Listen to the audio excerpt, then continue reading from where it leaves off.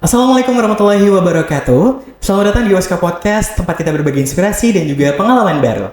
Barengan aku, Sakti Pramudia, yang bakal temenin podcast hari ini.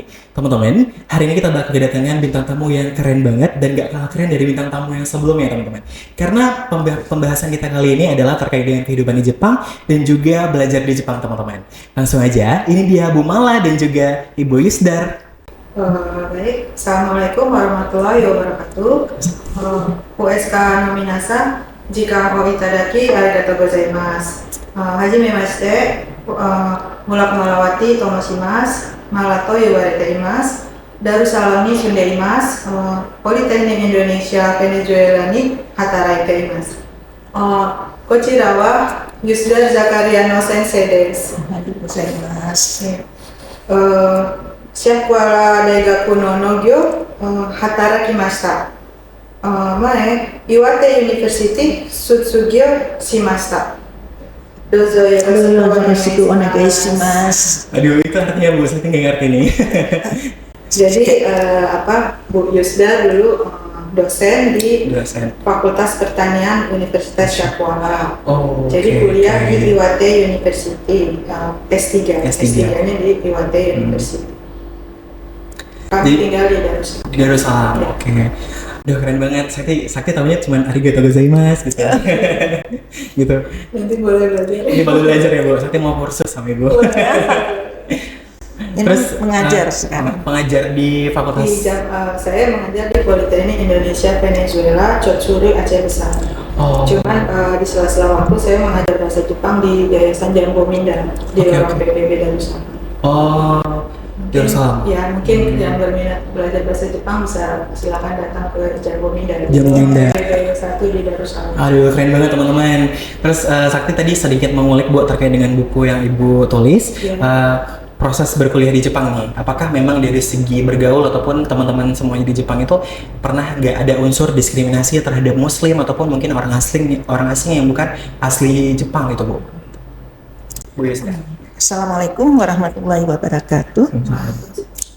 Selama pengalaman kami, sebenarnya tidak ada diskriminasi dan tidak ada masalah dengan sosialisasi, dengan berteman, malah mereka sangat mendukung gitu. Kita pada waktu awal-awal juga mereka sangat membantu dalam hal menulis misalnya. Kita masih sangat berkurang sehingga kita bisa minta tolong mereka untuk ngecek tulisan kita ini sudah benar apa tidak. Baik sekali. Tapi wali kotanya juga sangat mendukung gitu di Obihiro. Di Obihiro itu mereka membuat pesta, ada beberapa. Kemudian pesta yang wine party itu pada Desember. Kemudian ada lagi ethnic food festival. Wow, itu dibiayai oleh wali kotanya. Gitu. Dan yang partisipasi dari masyarakat Jepang. Jadi kita orang-orang asing yang ada di sana akan masak yang betul-betul etnik dari kita. Dari Acehnya gitu. Khas gitu. Khas Aceh, khas Padang, khas Maluku, banyak lagi. Pokoknya memang yang dari Indonesia berasal dari Papua ataupun dari negara lain, Malaysia, Bangladesh gitu, Pakistan dan juga sehingga memang betul-betul mereka sangat welcome dengan kita yang ke sana gitu. Kalau teman-teman kuliah apalagi gitu ya. Masyarakatnya juga gitu. Wow.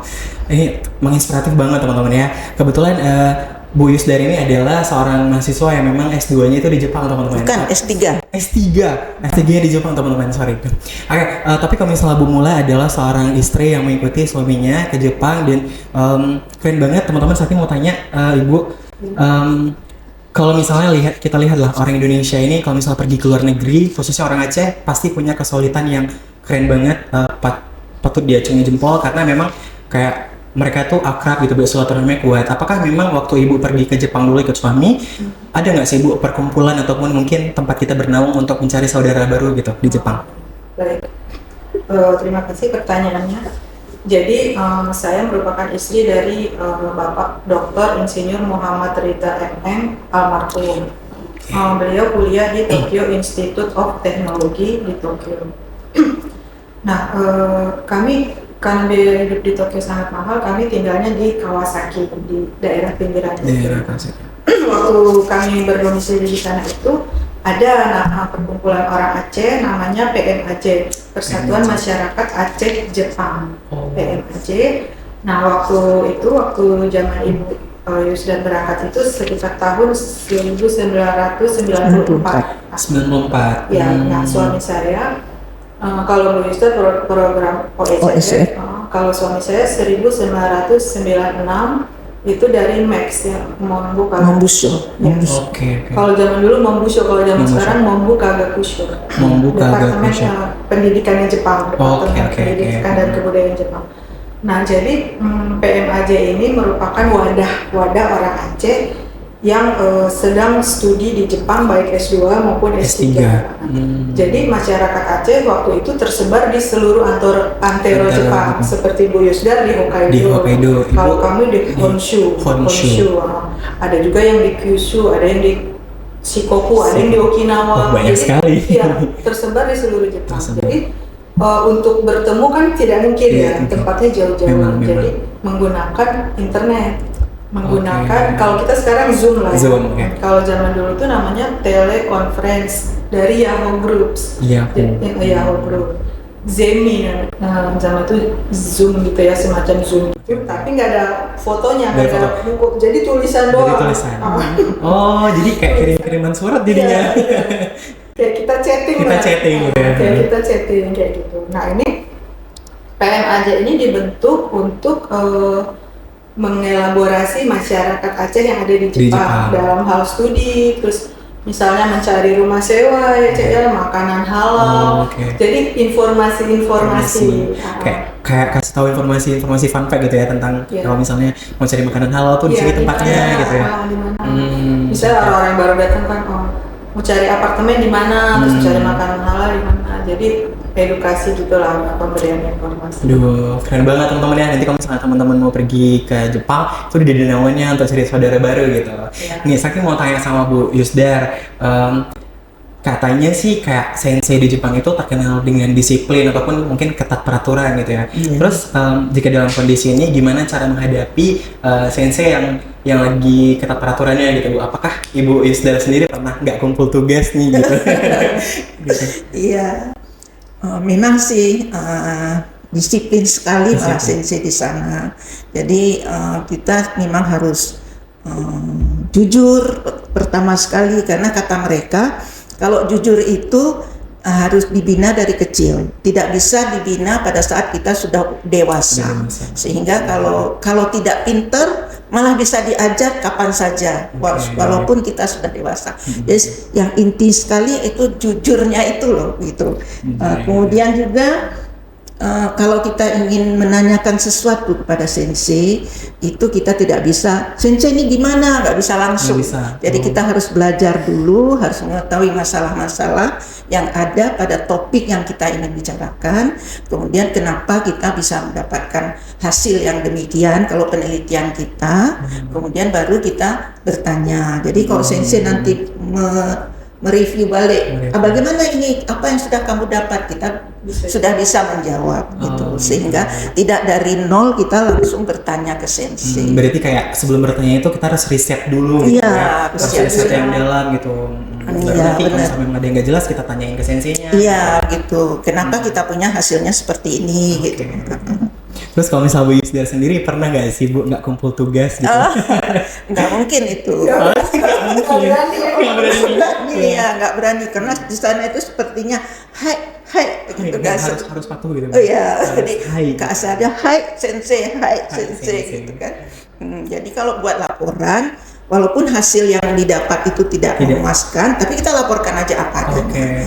Ini bagaimana solusinya bisa kita tanyakan gitu. Setelah kita pelajari juga dari jurnal-jurnal ataupun kalau memang baru hasil kita itu, kita tanyakan ini bagaimana solusinya sensei gitu.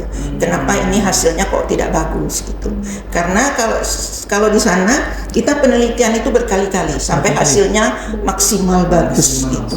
Kalau di sini kan dengan biaya yang terbatas, kita mau bagus tidak bagus itulah hasilnya Harus itu gitu ya. hasilnya. Kalau di sana penelitian di sana sampai didapatkan hasil yang maksimal.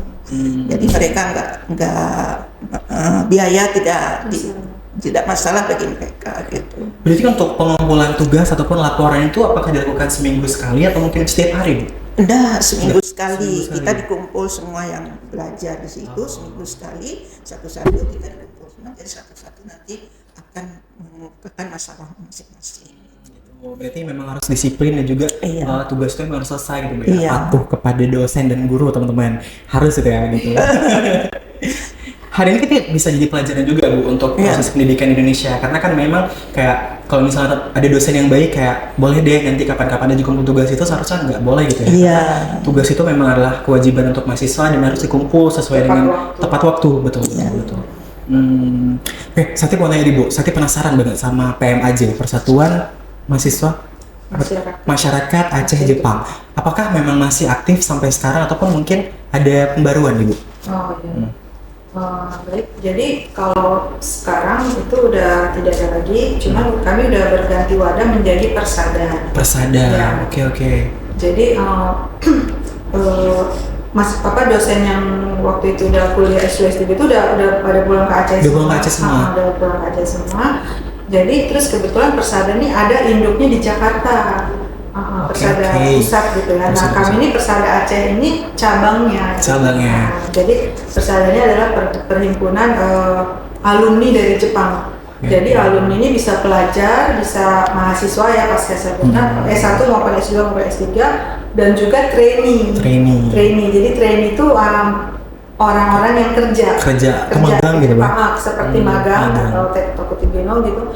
Nah, itu bisa juga bergabung di wadah Persada gitu. Oke.